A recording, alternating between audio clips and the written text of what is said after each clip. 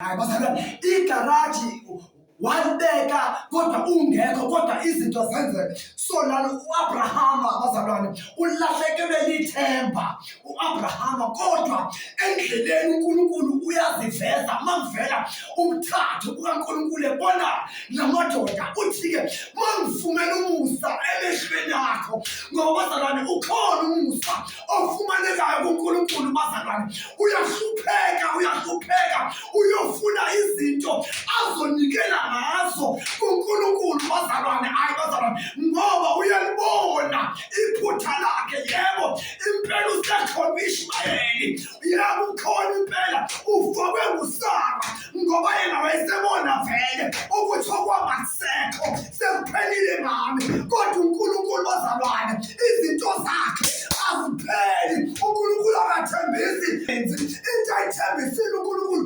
uzoyenza. Angikhathaza ukuthi ukhona umlaleli olahlekelwe lithemba, othi izinto zakhe ngeke zisalunga. Uthi ubabutele linda, kukhona ongqongqothayo emnyango, kodwa bekudingeka wena ukuthi umvulele angene. Maye sengenile uSimakade uzokwenza lento ayishilo. Ngiyabonga kakhulu my God. kukhona into ayivezayo bakuJoni. Uma la isihloko sithi uJehova uhambela Yes, Lord. Yabona, ngike ngakhuluma ngomuntu oyihambela yena. My God. Kube nomuntu othunyiwe. Oh man. Lana awuyibheka la ithimo leBhayibheli uAbraham uhanjelwa uNkulunkulu. Yabona, ubonakala lamadoda ahambela uAbraham. La sibona amadoda amathathu. Oh my God. Kodwa isihloko siyaveza ukuthi Yes. bekungeke kuhamba abantu abaningi, kodwa uhambe ukupheleliswa kukaNkulunkulu. Yabona yonke le truth.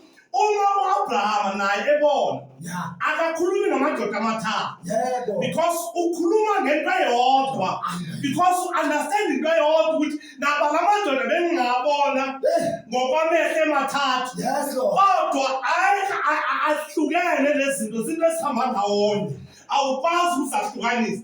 Yingakho egoqa ebiza ngento eyi-one.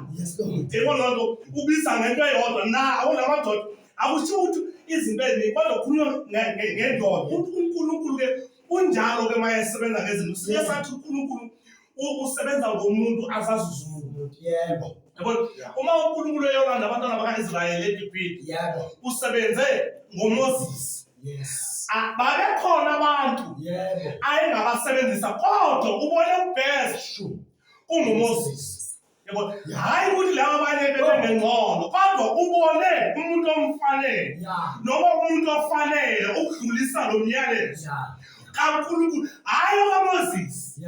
Umyalezo kaNkulunkulu athunywe wona ayodlulisa lo yonke into esimthola, yonke into ayenzayo uMoses, ayikho into ayenza azenzela yena ngaphandle kwalapha la ephambi kwekhona ukuthi ungabisashaya manje. Yabona, ungabisashaya manje asekuright.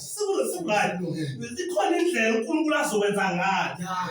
Awuyeke le uNkulunkulu afundise yona, ngoba lalela uNkulunkulu ukuthi uthini. Ungakwenzi uNkulunkulu angakushongo, because uma uzokwenza uNkulunkulu angakushongo, uNkulunkulu uyakasula into. Uma uzokwenza into angayishongo yena uyakasuka uNkulunkulu. Akamfuni umuntu ongalaleli, uyamthanda umuntu olalelayo.